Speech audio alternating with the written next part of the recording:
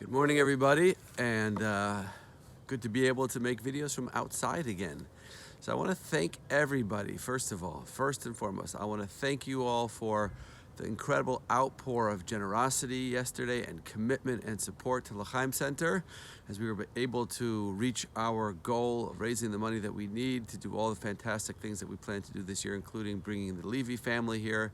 So thank you for that, and we're really, truly appreciative.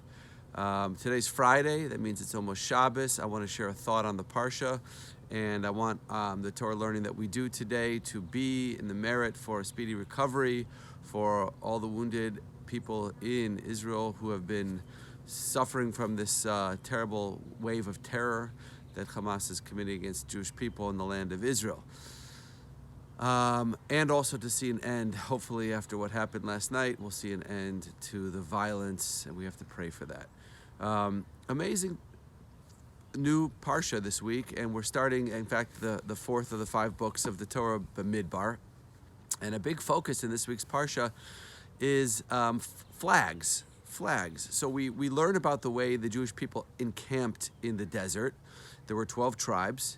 There were 4 encampments. Each encampment was made up of 3 tribes, and each of the 4 groups, in fact, each of the tribes had their own flag, their own insignia. And they traveled that way through the desert. Every time they picked up and traveled to a new place, they would travel, each group with its flag, traveling to their new destination.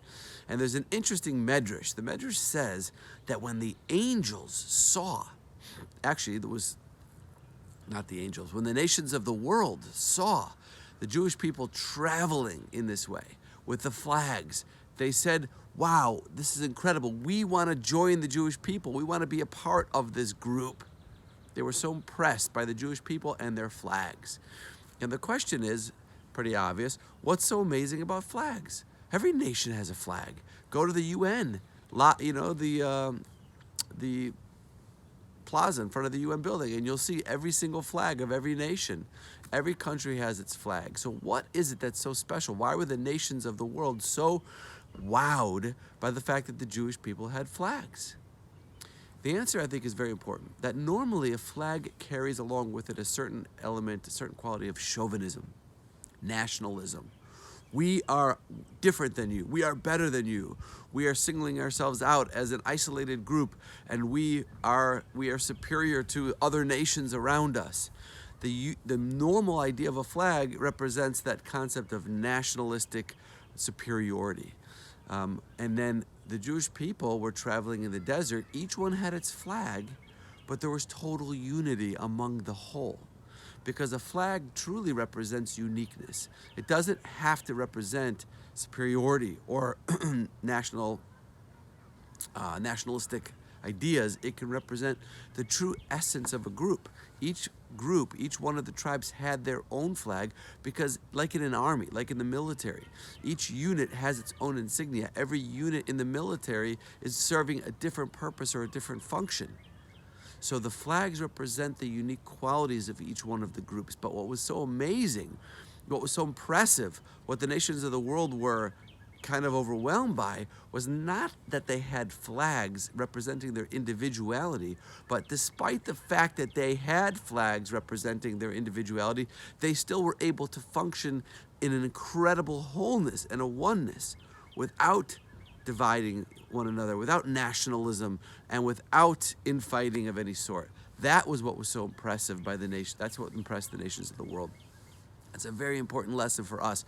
Going into Shavuos, going into the festival of Shavuos when we receive the Torah, the absolute prerequisite for receiving Torah, as I mentioned the other day, is oneness and unity. The Jewish people can only receive Torah. We can only receive spirituality from Hashem. We can only receive God's kindness and blessing if we as a people are one, if there's no fighting within us, if we're unified as a group, as we're unified as a people, despite our unique differences and our qualities. That doesn't mean we all have to be the same. We're not all the same. We're groups, and there are groups within Judaism, and they're different from one another, and that's okay. But we have to love and respect one another as a whole. And if we do that, we are preparing ourselves to receive God's blessing and flow of spirituality on the festival of Shavuos. May we all join together, especially in this time of crisis in Israel, to be filled with love and respect for one another, to unify as a nation, and may we see an end to this crisis very, very soon. Good Shabbos, everybody, and hopefully we'll see you on Shavuos. Shabbat Shalom.